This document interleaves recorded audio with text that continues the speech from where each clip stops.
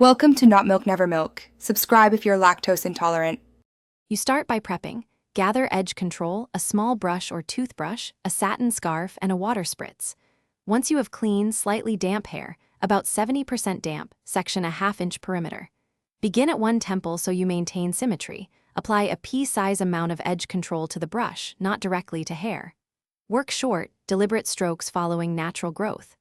Make sure to smooth and lay each small section before moving on. This first pass sets the foundation for sleek edges.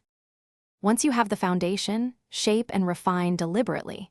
You use short strokes to form baby hairs and swoops, varying pressure to achieve soft versus sharp lines.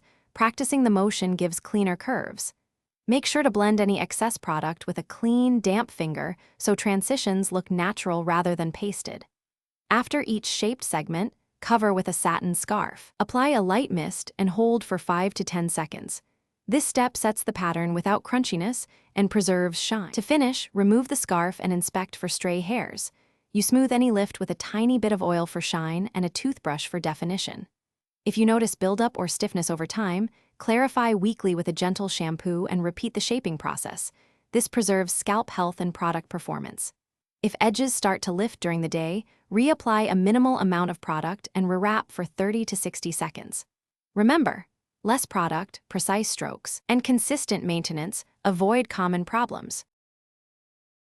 Thanks for watching. If this was helpful, leave a like and consider subscribing. See you next time.